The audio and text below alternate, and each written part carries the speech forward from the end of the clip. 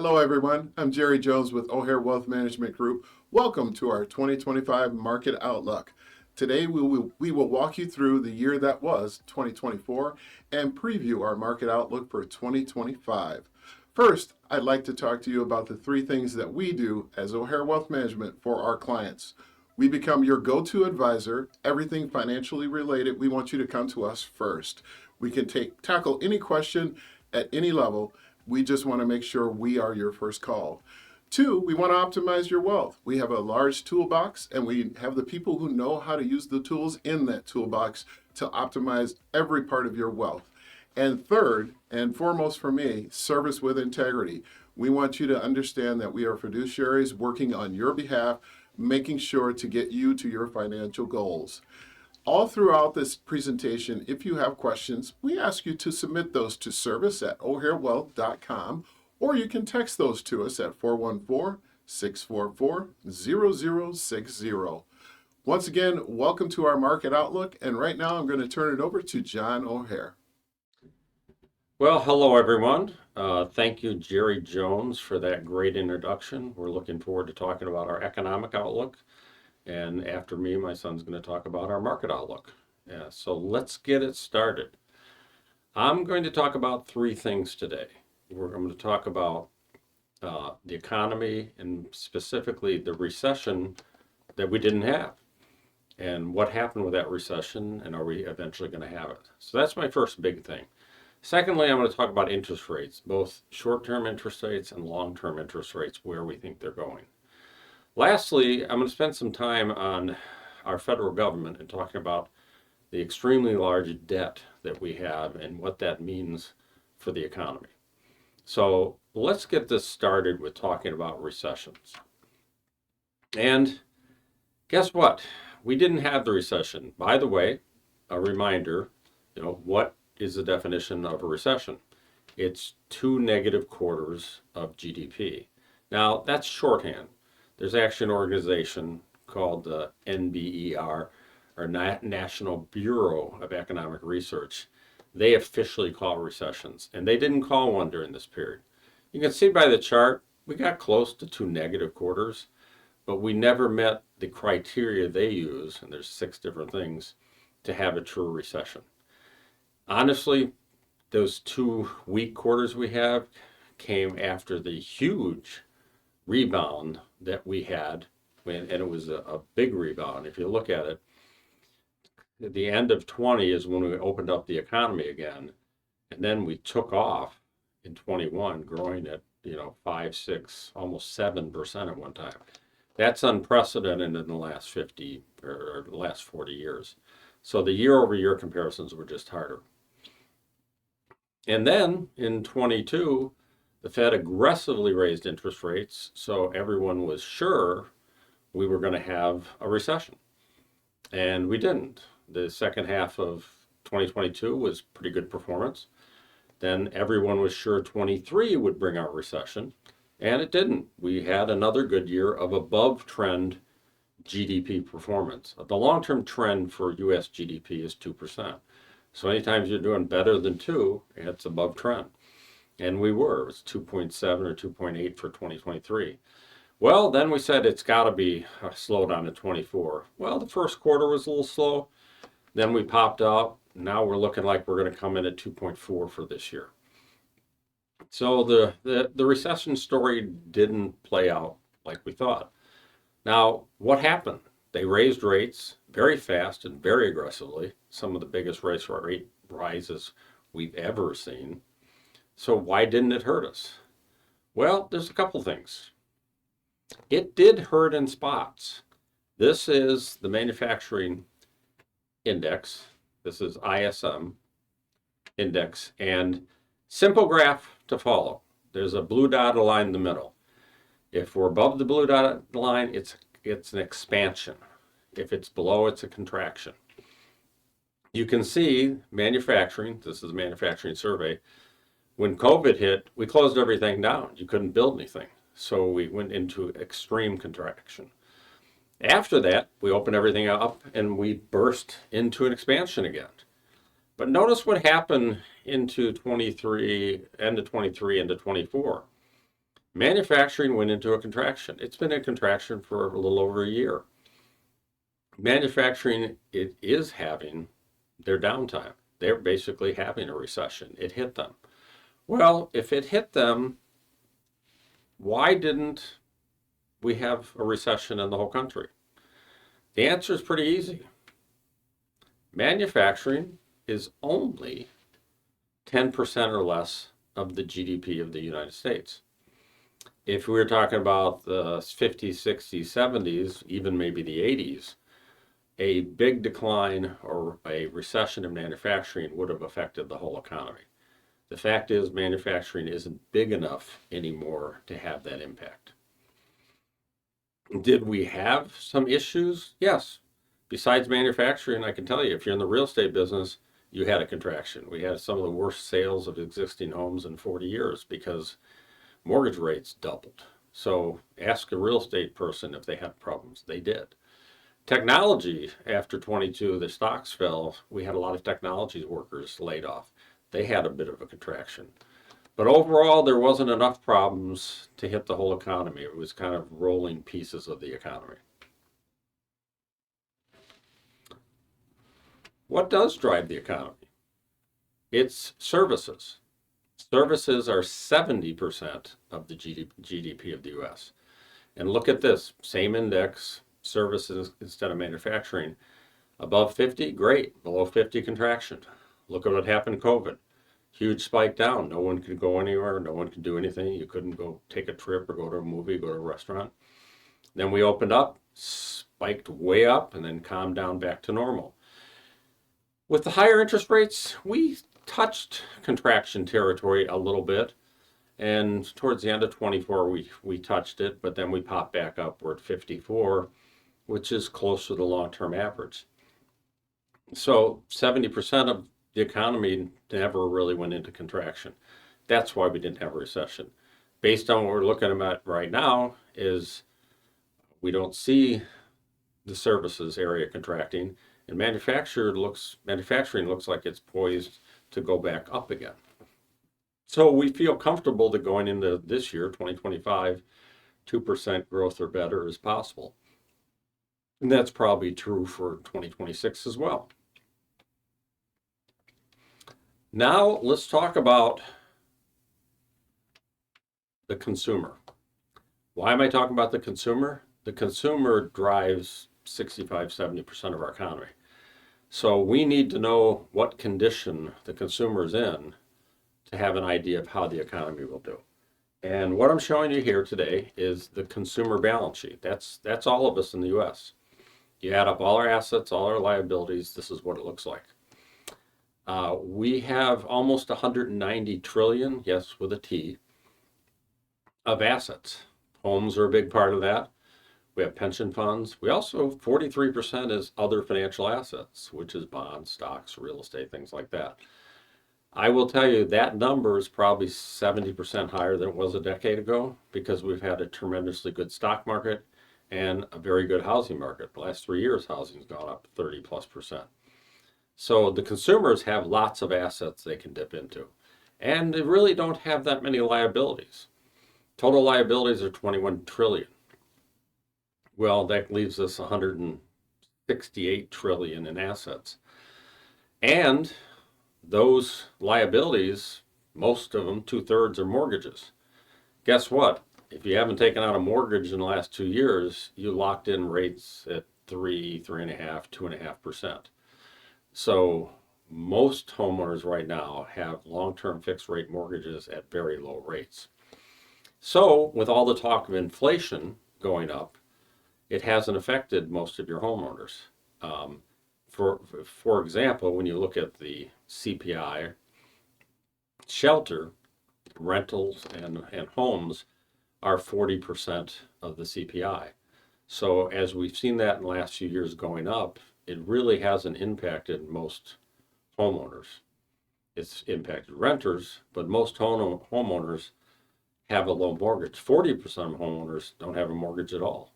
So there's a capacity to spend here more, and we expect the consumer to do that, which helps our economy. Now, besides assets, you like to know what their cash flow looks like. And cash flow, I'll make this a little bigger for us.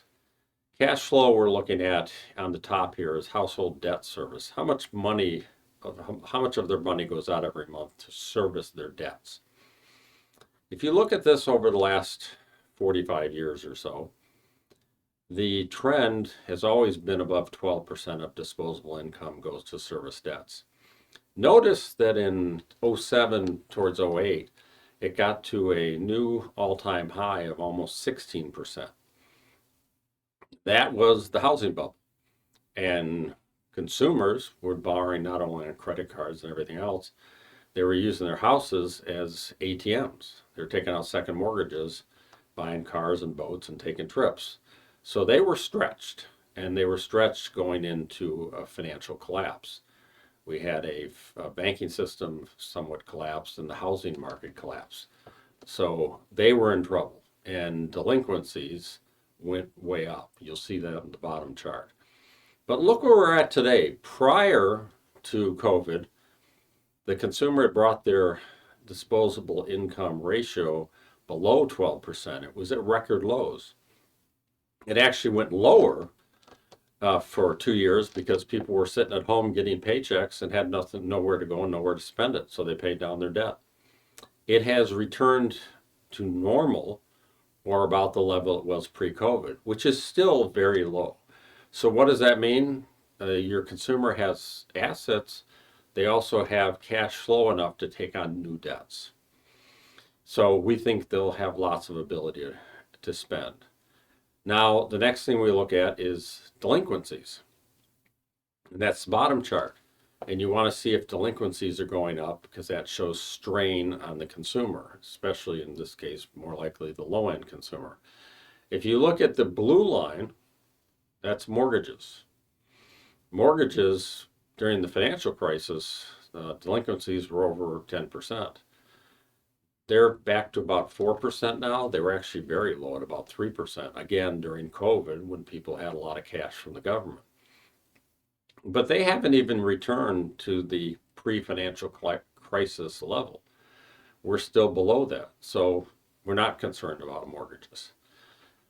Student loans we're not paying attention to because they got suspended for a long time, so that data is skewed. Autos and credit cards have risen a bit, and now they're above where they were pre-COVID. They're actually still below where they were pre the financial crisis. So we don't see this as a serious issue, but it is rising. And why? Well, credit card rates have gone up, and auto loan rates are going to go up. We do see stress on the low end of the consumer. If you're familiar with what are called dollar stores, that's where a lot of your low income consumers shop, and they've been a disaster in the last 2 years. So there's some pressure, and that could bring down GDP this year, but it's not going to take GDP from 2.4% last year down to 0.5%. No, it might take us down to 2.2 or 2%, and we can live with that. So good news, the consumer is in pretty good shape, which makes us feel very good about the economy from all the data we're looking at today. We don't see a recession in sight. Another positive for the economy is productivity is rising. And the chart here shows you productivity by decade going back quite a ways. Going back quite a ways, and when we look, just to make this clear, the drivers of GDP growth are new workers and productivity. And look at the first two charts on the left. In the 50s and 60s, we had a good chunk of new workers, but we also had very strong productivity. So we had GDP growth 4% for 2 decades. In the 70s, it dropped to 3%, and mostly because productivity dropped off. Productivity started to pick up again in the 80s, and we still had good growth in workers. But then in the 90s, productivity took off again, and we had good growth in workers. We had 3% GDP. 2000 to 2009, and again, this includes the period of the great financial crisis, we had slower growth in workers, and we had a pullback in productivity. we look where we're at today, which is the final bar on the right, productivity is back to almost 2% the last 4 years. Now, we have a slower growth rate of workers, and that can be solved by more immigration, which is certainly a possibility and something we should consider. But even without that, we believe productivity could get back to 2.5%. If it did that, instead of 2.3% growth, we'd have 2.8% growth. And maybe it gets above 2.5, and we get more workers, it could be 3%. That would be fantastic for our economy. And we believe that'll happen just because of all the things that are happening in technology. Technology is getting better and better at an accelerating rate. And we know this just from what we're reading recently about AI or artificial intelligence. That's just beginning to roll out. And studies we've looked at talk about it increasing productivity to double what it is today. So good positive for the United States, not just next year, for the next 5 to 7 years. We also have other positives going for the United States, like the fact that we're energy independent. We also are reshoring or bringing back a lot of manufacturing here to the North America and America. These are all very good trends and make us feel good about the economy. Let's talk about interest rates. Take a shift here. This graph is Fed funds and interest rates. Remember, the Federal Reserve controls short-term interest rates, under 1 year. They don't control long-term interest rates. They had raised rates very aggressively, as you can see on the right-hand side of the chart. And they did that to slow inflation. And it did take inflation down from 9% to, actually, we had an inflation number announced this morning. It's about 2.4%. They want to get down to 2% over the next 12 to 18 months. So their rate hikes have worked. In fact, if you look at the chart, they started lowering rates. They lowered them 0.75% so far. I want you to focus on the far left side of this chart. 93, 94, 95, the Fed was raising interest rates, and they were able to the Federal Reserve was able to engineer a soft landing in the economy. We never had a recession. We got soft, but no recession. In fact, then we turned around in 97, 98, 99 and picked up. They had to start raising rates again. So the soft landing scenario worked out very well. Well, let's go back to the right-hand side of the chart. The blue dots you see going down there, that is the Federal Reserve's estimate of where they're going to take rates over the next year or two. They have going down to 3%. The green line, which is market expectations, is seeing it flat. Now, I can tell you 3 months ago, the market was on course with the Fed. The reality is now the market thinks because the economy is strong and inflation has been kind of sticky for the last 3 months, that they might not lower rates a lot, maybe only another 25 basis points or another 0.25%. If that happens, this chart in 2 or 3 years could look a lot like 93 through 99. We could go sideways for a while with a growing economy. Maybe it perks up too much, we get a little inflation, and the Fed has to raise rates again. So we're not optimistic that we're going to get back to 3%. Good news, if you got money market funds and CDs and short bonds, you're going to make a little bit more money, and that's good for us. What it also means is when we look at long interest rates, they're probably not coming down a lot either. So if you've got the short rates at 4%, you're not going to have 10-year Treasury at 3%. It's not going to happen that way. In fact, when you look at this chart, the green line is what we call the peak of the inversion. The inversion is when short rates pay more interest than long rates. That is uncommon. It's not supposed to happen that way. You're supposed to pay higher rates for longer length of time because time is a risk and risk of inflation or something going wrong. Doing that was the Fed's work, and they did that to slow down businesses and inflation, and they hurt the real estate market as well. So currently, you see January 10th, we're looking at the 10-year rate. That's really what we look at, and this is U.S. Treasury bills. We're at 4.8%. Again, if we're only going to be 4% on the short rates, the 4.8 is not coming back down to 4. If anything, I could see it going above 5%, maybe even 5.5. The good news here, you'll make more money on your longer bonds. Bad news, it's not good for real estate because mortgage rates aren't going to come, they're not going to come down enough. By the way, look at the chart right at the bottom. That was the lowest point for interest rates. The 10-year was under 1%, for a time there. This is when we all got lucky and got to get to 3% mortgages and 2.5% mortgages. Unfortunately, I don't ever see those days coming back. If they did, it means we're having an economic collapse, and we don't want that. And by the way, 4.8% on the 10-year. The 10-year Treasury bond was 5% in 2007. It was 6% in 2000. We went the 80s and 90s, great growth years for the economy, great for the markets, and we had interest rates this high or higher. So this is not terrible news. It's more back to the future. We're more like we used to be. Now, switching gears, since we're talking about interest rates and interest costs, we're going to talk about the government. Question we get a lot is the government debt has gotten outrageous.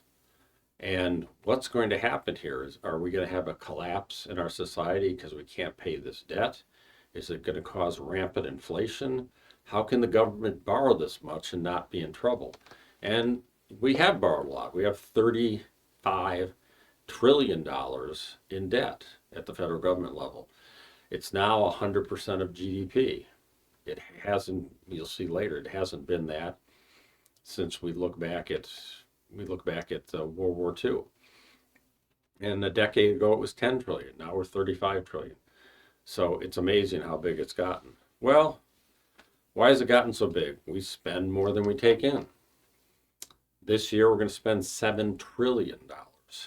By the way, pre-COVID, 2019, we spent $4.5 trillion.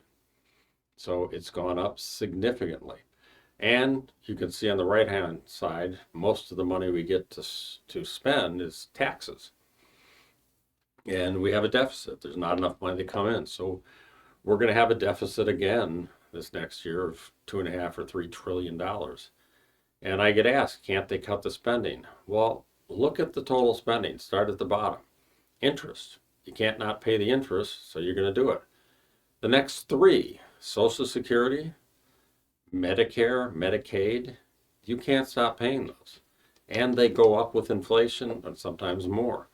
Then you've got other mandatory spending that you can't cut. Now, so that leaves us defense and non-defense spending, which is 25% of the budget. I don't think anybody believes the world's getting safer. So cutting defense is most likely off the table. We're worried about Taiwanese invasion from China. We've got Iran making nuclear bombs. We've got wars in the Middle East. We've got the Ukraine war. No, defense is going to stay the same. Maybe you can cut some non-defense, but even keeping that stable would be a big win. So you're not going to find a couple of $1 trillion to take out of that budget, which means you have to do something else like raise taxes. There's no discussion about raising taxes. The new administration is talking about lowering them more. Interesting when you look at our sources of financing, this is new in this chart. We've used this chart for years, but the tariffs are bringing in $76 billion a year. And that's because Trump, in his first administration, put on a bunch of tariffs. And guess what? Biden never took them off. He kept them on there. So we've been collecting an extra $70+ billion every year because of tariffs. And by the way, inflation has come down during that period.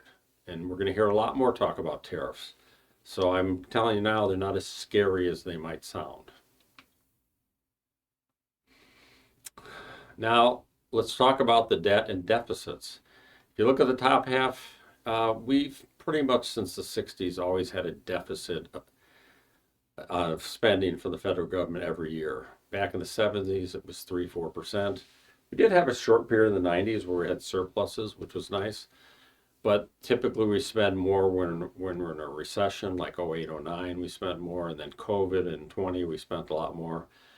What's unusual now is we're still spending 7% of GDP in deficits, and we're in a good economy.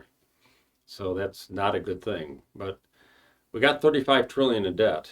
We're going to have 45 trillion in the next 4 or 5 years, and maybe 50 trillion. And you see the graph on the bottom.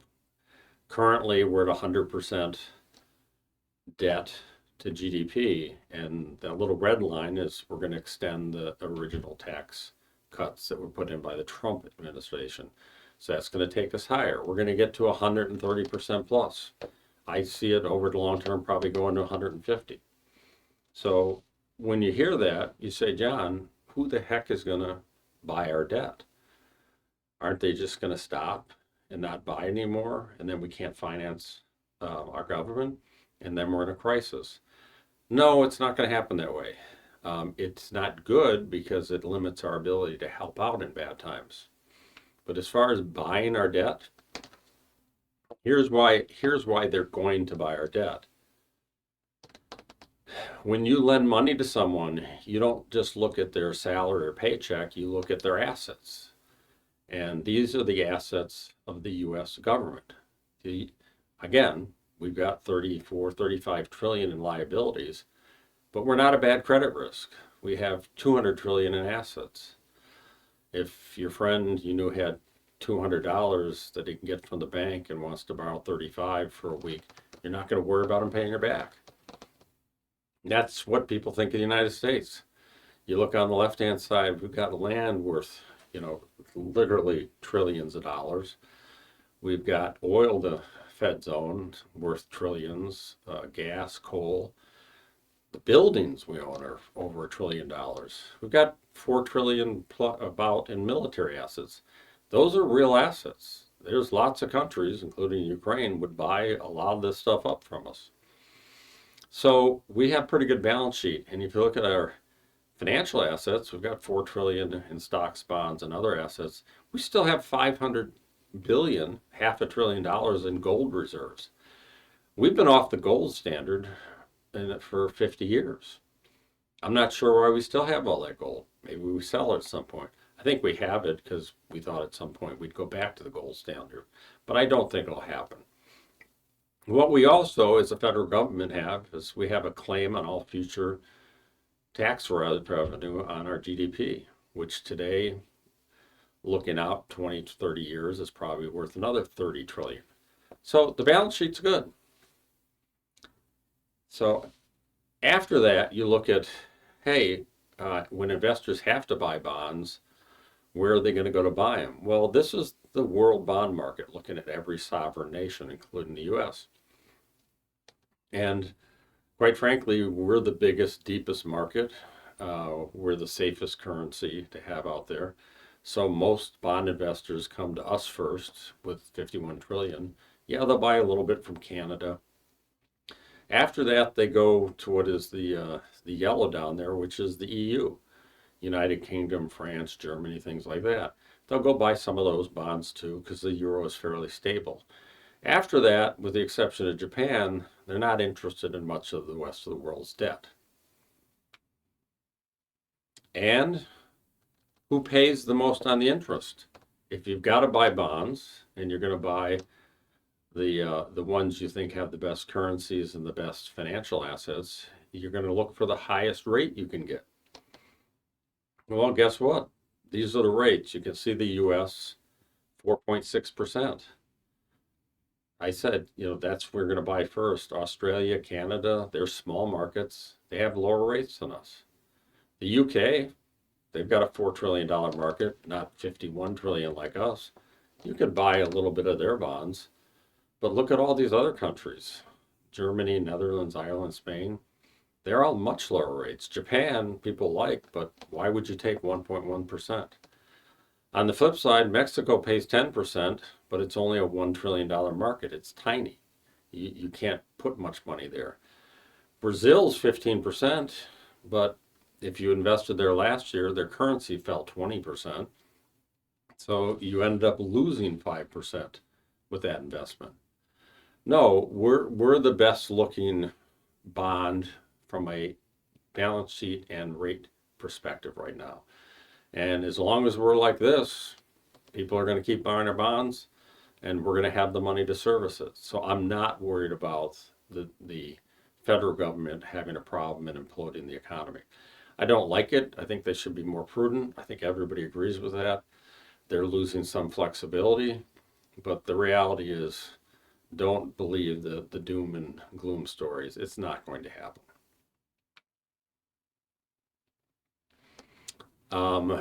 Well, we're not going to have any questions on this, but you can send them in. We might use them in later updates.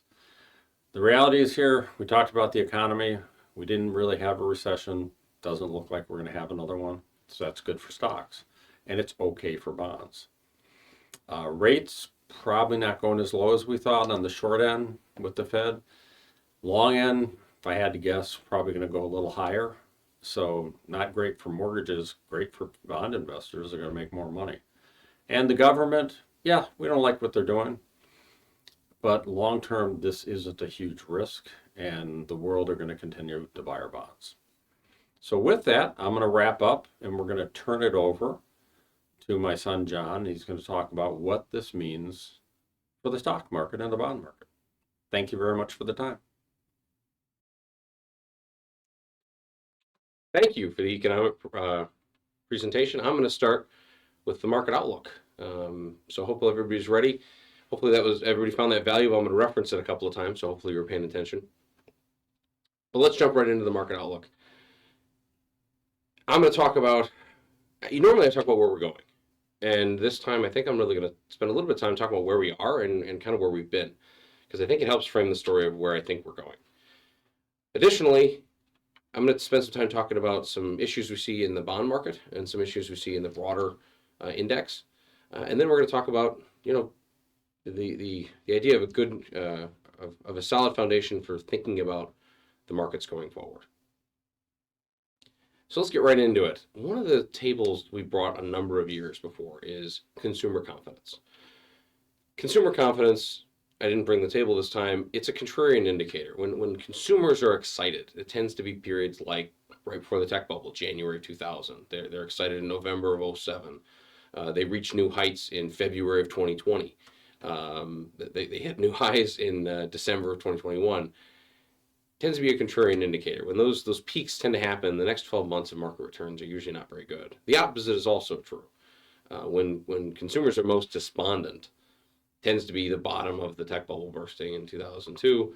March of 2009 was a new low. As a matter of fact, we hit a new all-time low in consumer confidence in October of 2022 for the last 50 years, which if you think about that is kind of a wild conversation. For 50 years, that was the worst people felt about the economy. There's a lot of things that have gone wrong in the last 50 years. October 2022 was because we were all expecting a horrible recession in 2023, which, as we just talked about in the economic presentation, never materialized.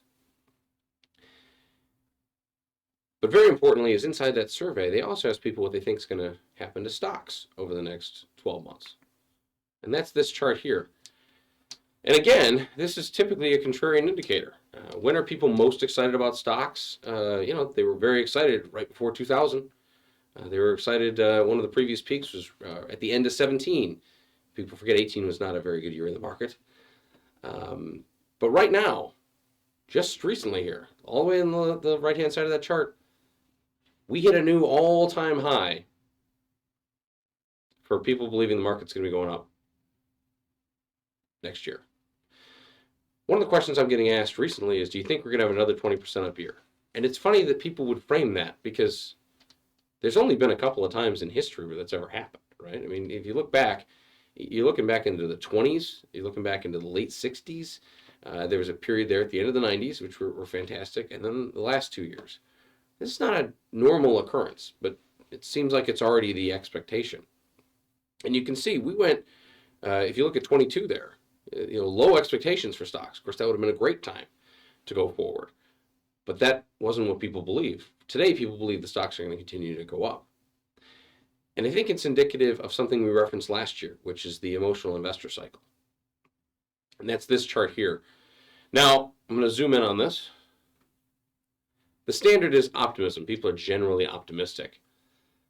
But you can ride the wave all the way up to thrill and euphoria, and then you ride the wave sometimes all the way down to capitulation, despondency, and depression. I would argue 2021, as we referenced several times before, was euphoric. I mean, remember, we sold an NFT for the world's first tweet for just under $3 million. I don't know if somebody saw this recently, but it was attempted to be auctioned off. It didn't sell. And the top end range was $300. Right? That's going from euphoria, riding it all the way down to capitulation. And capitulation is when people just give up. They don't want to be a part of the market anymore.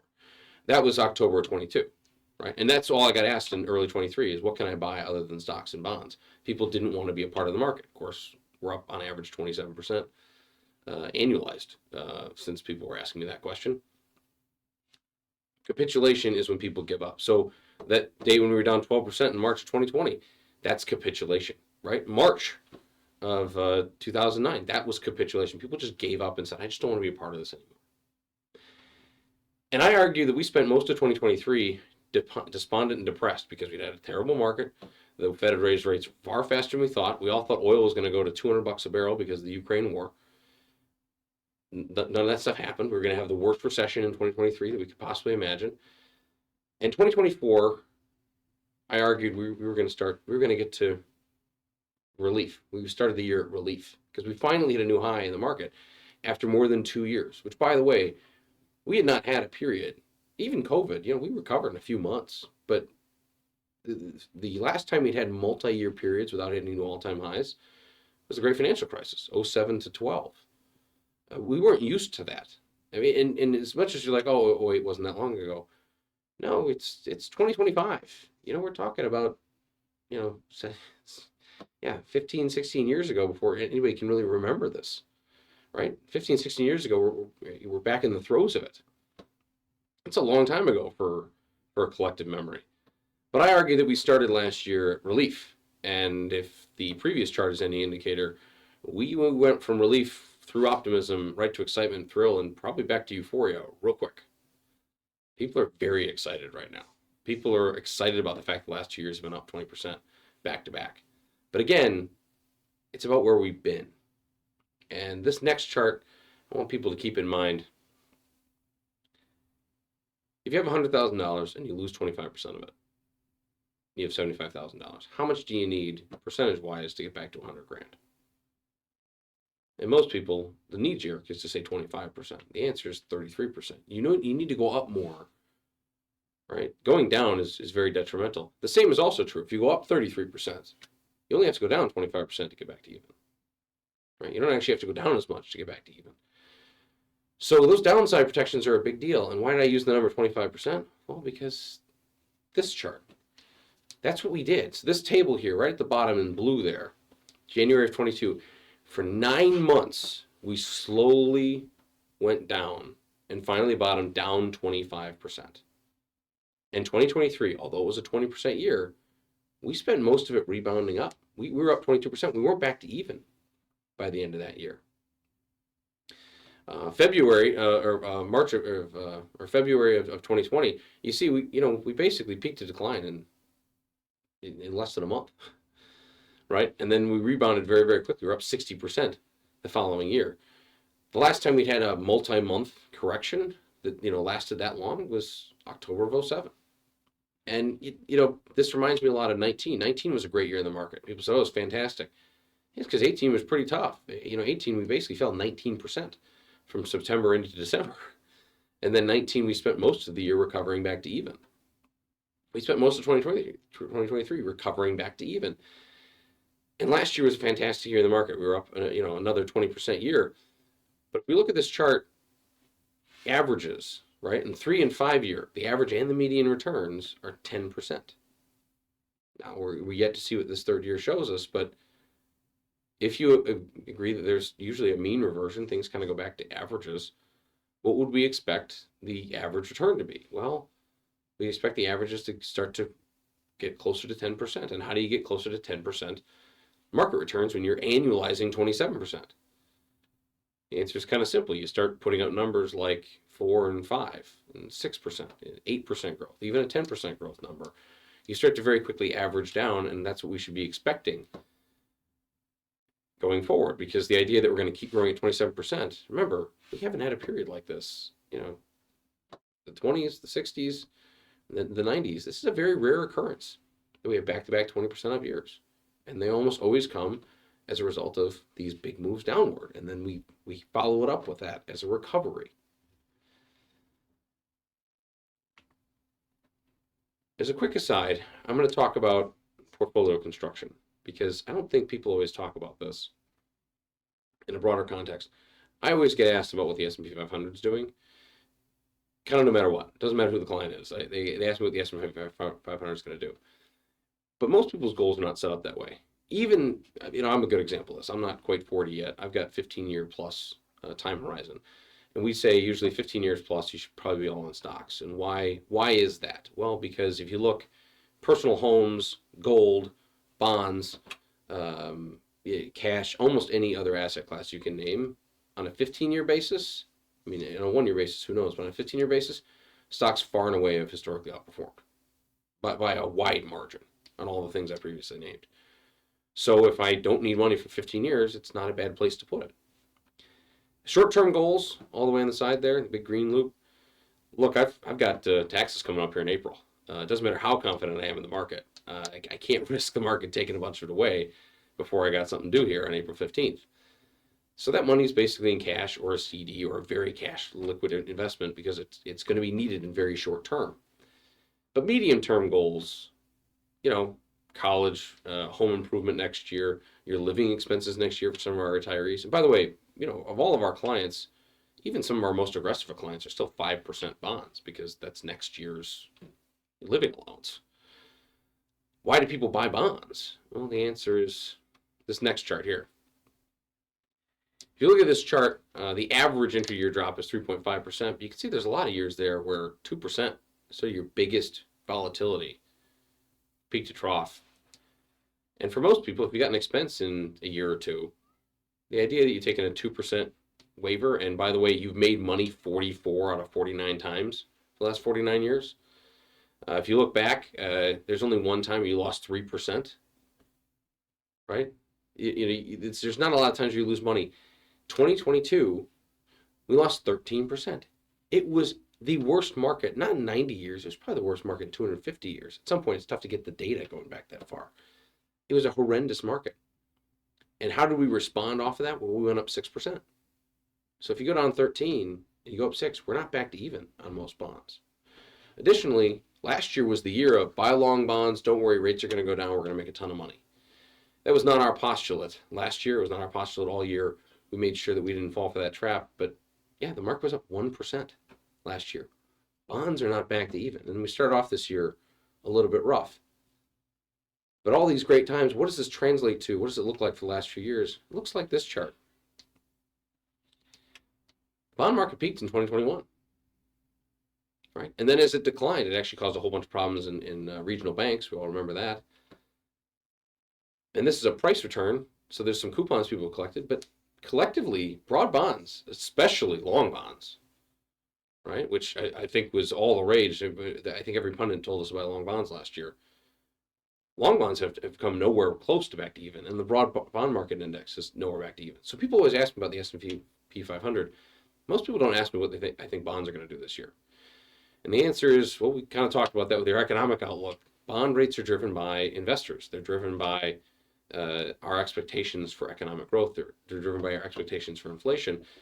And the idea that they're going to drop like a stone and then therefore help the bond market, that seems like a bit of a far-fetched fantasy right now. I mean, the only way you get that is through a very, very nasty recession.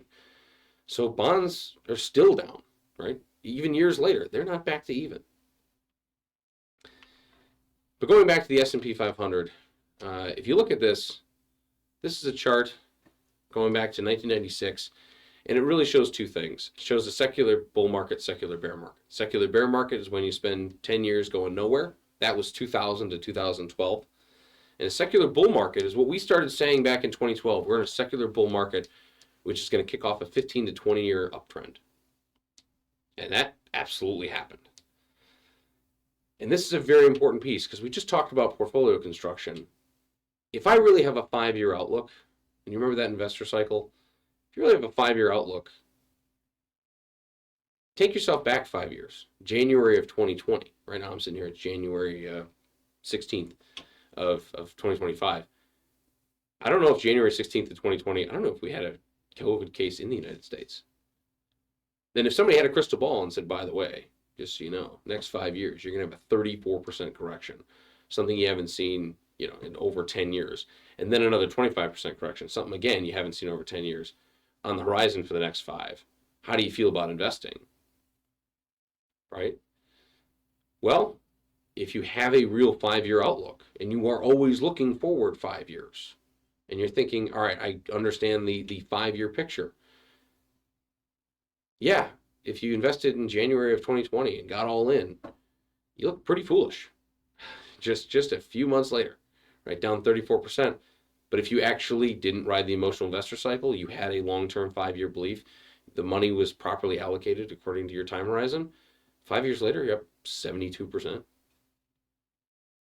Right? So despite the very, very tough things that have happened in the last 5 years, having a true 5-year outlook is how we should be looking at the market. Looking what happened last year or last month, I mean, we know last month is relevant, but even looking at what happened last year is usually almost irrelevant. It's really, what do I believe is going to happen for the long term, for the next 5 years? And to get to that, you got to figure out how to make money in stocks. And we've used this chart before. This is a chart of forward PE ratios. I'm going to zoom in on this.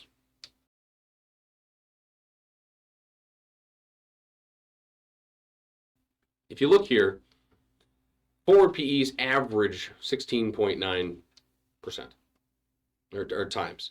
What does that really mean? 16.9 times. Well, let's use 17 to make it easy. It means that you're willing to pay $17 to earn $1 every year. And if you're a stock market investor, you're hoping that it's not just $1. You're hoping that it's $1 this year, but next year it's $1.05, and then $1.10, and then $1.15, and it keeps growing and growing. And that return, so you get a total return on your equity quicker than just 17 years. That's the 30-year historic average. And you can see our PEs got crazy high during the tech bubble. And this is the S&P. The NASDAQ, you were paying 24 times earnings. You were paying 200 times eyeballs. And that was, there was some nuts stuff going on at the time. 2020, we had a huge spike in price to earnings. But that was also because the companies were falling apart and people were looking forward and saying, no, we think the companies are going to recover. 2022, we spent most of that year changing our PE ratios. Earnings did not get whacked that hard in 2022. Remember, the economy was good. And we've used the word, you got to have a positive economy as well as paying fair prices. The reason you have a positive economy is because that helps earnings. It's tough when you're in a recession and nobody has any money to grow your earnings in any business, especially broadly. And if you have a positive economy, it's a little bit easier. But if you look here, we spent 2022 with a growing economy, right? Not going down in earnings, but repricing our PE ratio. And we spent 2023 and 2024 going back up and repricing that multiple. And that's what we call multiple expansion. There's a common phrase in our industry called a melt up, which is basically nobody knows what to do except buy. So the multiples just keep expanding. And the multiples expanding have been a huge help to market returns here the last 2 years. Our question there is, okay, well, do we expect multiples to keep expanding? We're at 21 times. I would argue we're hard pressed to look for that. And if we start to see multiples go to 23, 24, 25 times, we have to take a step back and reevaluate and be a little bit more cautious because people are starting to pay a little bit too much for stocks. We're in that euphoria phase. So if we're paying 21 times and I'm not expecting multiple expansion, then we've got to get it from somewhere else. And that place is earnings. So this is a chart of earnings and returns. Funny story, if the company you buy makes more money, the company you own is worth more. The opposite is true, is if the company you buy loses money, the company you own is then worth less.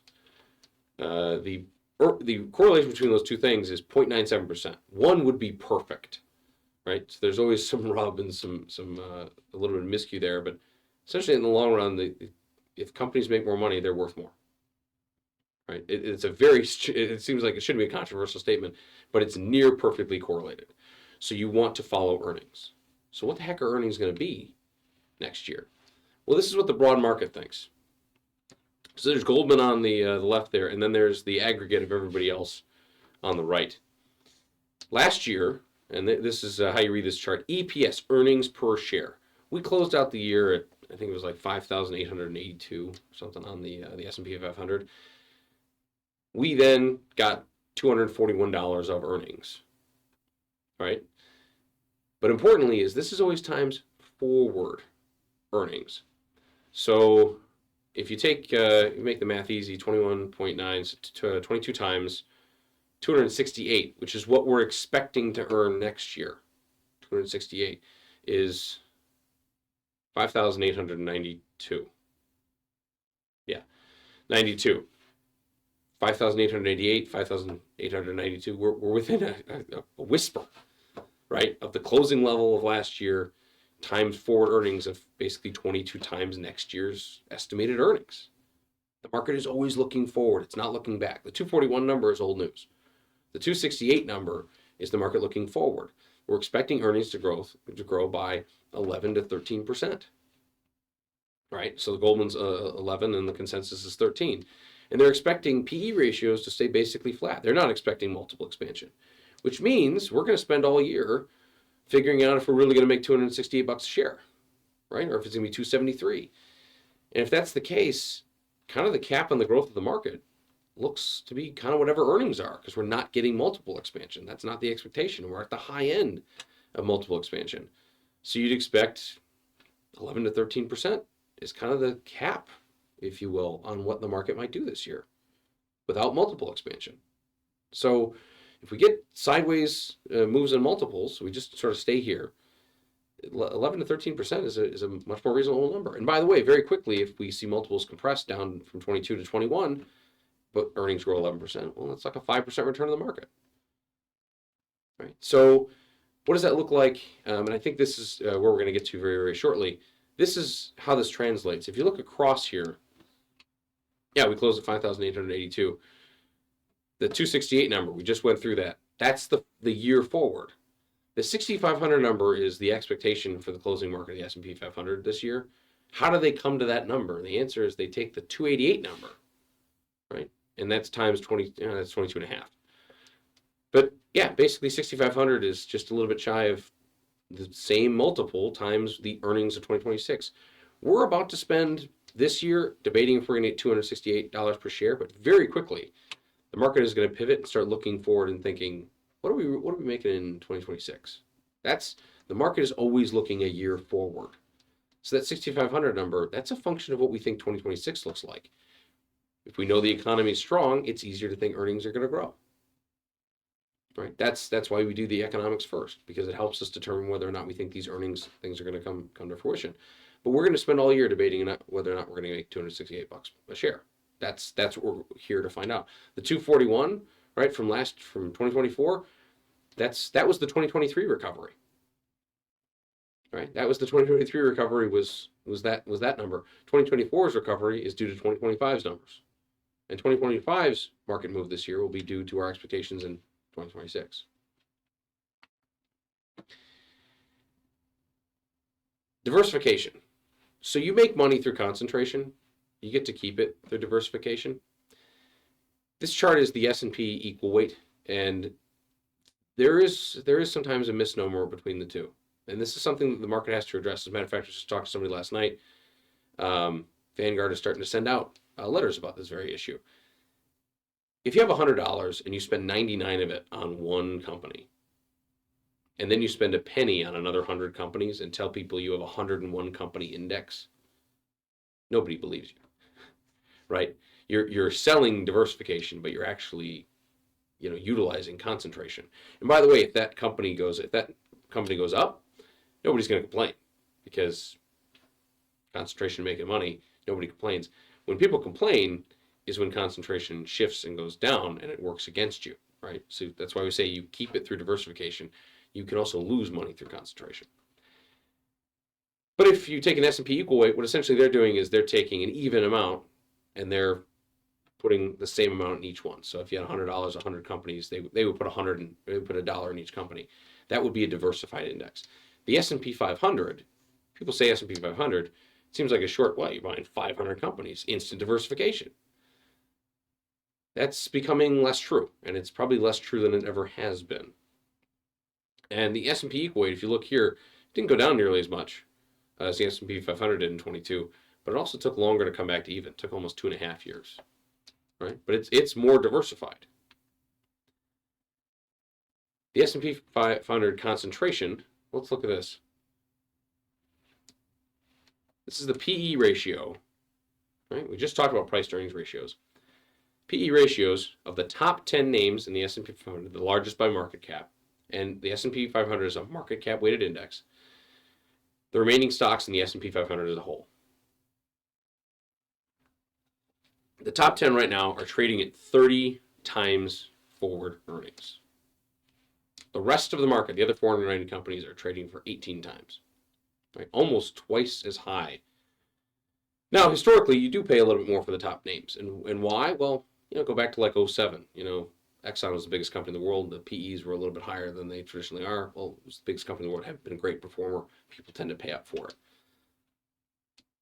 But we're paying 30 times for the top 10 names. We're paying 18 times for the other 490. Right? There's a bifurcation there. And if you look at this chart, we saw that happen during the tech bubble, where we started paying for the top 10 names huge, much higher PE ratios.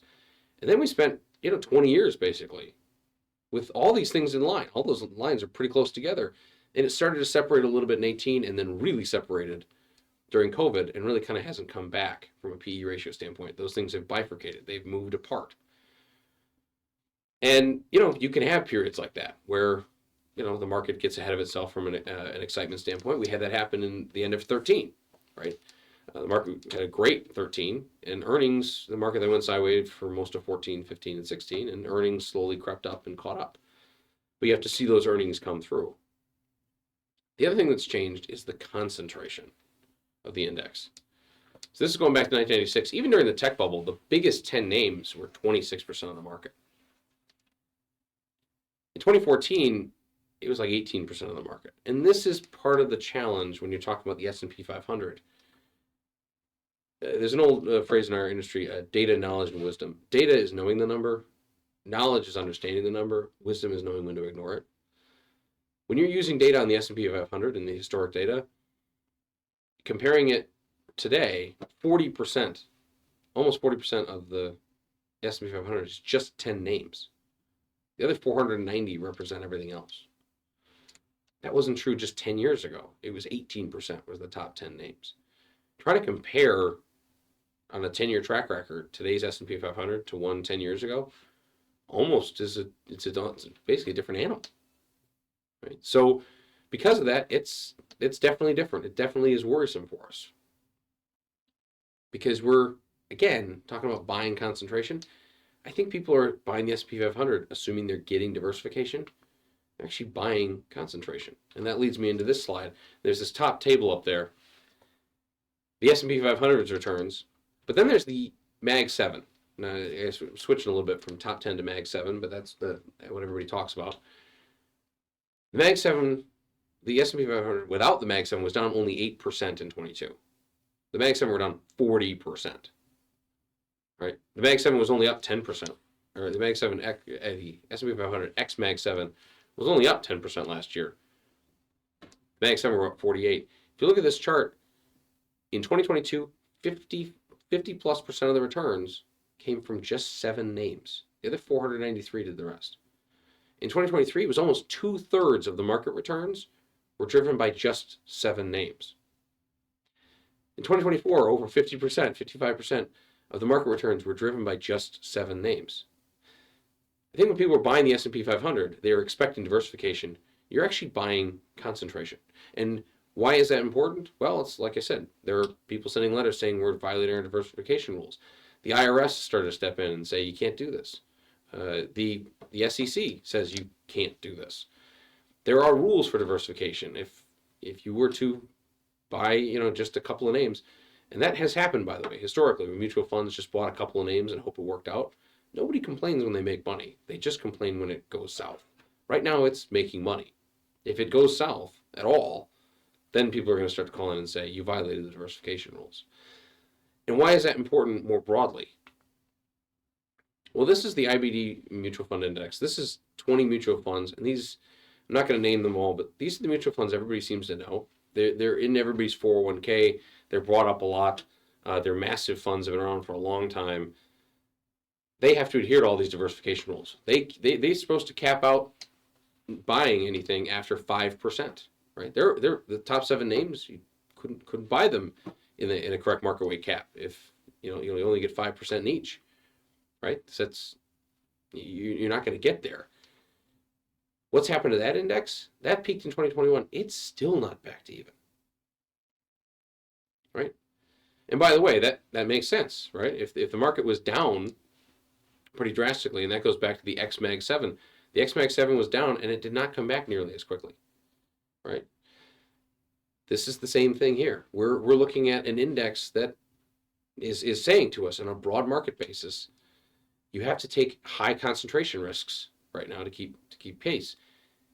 If you are a fiduciary, you have to put people's best interests ahead of yourself and the firm in all instances, and you have to be diversified. Right? You can make money through concentration, but you have to be diversified. There are a number of places right now where people are no longer getting diversification. And I would not be shocked to find out that 401k companies and index funds start sending clients notices saying, by the way, you're not nearly as diversified as you think. Because that is an absolute issue. And it's one, as I said before, the SEC is cracking down on, the IRS is starting to crack down on, the S&P 500, and as well as the Russell, as well as the NASDAQ, have all made public statements saying that they are seeking ways to address this issue so that the indexes are not, in fact, this bifurcated and this lumpy. This is a big issue, and I think it's one that most Americans are not paying attention to. And here's the note I want to end on. Take that long-term outlook, right? The last 30 years, this chart goes back to 1982, U.S. stocks return about 10% a year, just shy. Government bonds, right, return 4.6. Now, government bonds, remember, they were like 10 years, they didn't pay anything. U.S. stocks, 9.6, 10% returns, oh, that's great. From 1992, you got the global financial crisis, you got the European financial crisis, you had an Asian financial crisis in the 90s, you had the tech bubble bursting, you had the war in Iraq, war in Afghanistan, you got the war in Ukraine, you've got Zika, you've got COVID, you've got oil going $150 a barrel, then you have it a few years later going below 28 is another problem. You have China slowing down. You know how many problems we've had from a growth standpoint in the last 30 years? A lot. Yet it still returns about 10% a year. Government bonds, a little bit less. If you just bought a 50-50 portfolio of the two, you'd end up with 7%. Well, what's happened to the average investor over that time? The average investor's returned about 4.1%, which is, if you think about it, almost hard to think of because that means that it's less than government bonds. They would have just been better off just buying bonds. Why is that? And the answer is we measure this based on inflows and outflows. Most people tend to get in at the top. They tend to get in at the euphoric periods. They tend to get overly excited and overly confident during those euphoric periods. And they tend to get out very quickly during those despondent periods. And by the way, that's not, it's easy to say, it's hard to actually do. Getting in February of 2020 was the right move. But boy, it was really hard just a few weeks later to feel like that was the right decision. All right, buying in 2020 and 21, still the right move. Hard to think that was the right decision just, 8-9 months later. Pardon me. We don't know what's going to happen this year. We don't expect multiple expansion. If we're not expecting multiple expansion, we're expecting all the growth to come from earnings. If earnings are what we're expecting to help us grow, it'd be tougher to grow faster than our earnings expectations. We should be expecting a cap, essentially, of close to 11 to 13%. A little bit of margin compression turns that very quickly into a 3, 4, 5% up year number. If we get multiple expansion, it's going to make us a little bit more cautious. We're cautiously optimistic. We're not expecting a huge down year, partially because, yeah, we're paying a little bit too much for stocks from a historical basis. But as we get earnings, that will fix itself. But more importantly is we don't have a collapsing economy. And we just talked about the economy. The economy looks extremely robust. We're growing slightly above trend line for the most part. And next year we're expected to grow at trend line. Our trend line for the last 30 years. That shouldn't be a long-term problem. But you have to keep that 5-year picture in mind, because even if we have a relatively flat year, the answer is it's going to turn around before we know it. And, we could definitely have a melt up, and trying to, time this and get it just right is going to be very, very difficult to do. So with that, I want to leave people with what we talked about before is we're probably at the high end of the emotional investor cycle. The fact that we hit a new all-time high for people's future expectations is concerning to us. From a growth standpoint, growth is going to have to come from earnings, and that's going to be even more important this year than most years, and we're going to be very quickly looking forward to 2026. And lastly is you've got to be diversified. Diversification is how you keep your wealth. You make it through concentration, you keep it through diversification. We have to make sure that people are being well diversified. And we got some questions last night about China, about tariffs. We got questions about AI. We got questions about alternative investments. All those are going to be in our Thursday calls here to come. So hopefully you stay tuned. Thanks for joining me today, and I very much appreciate it.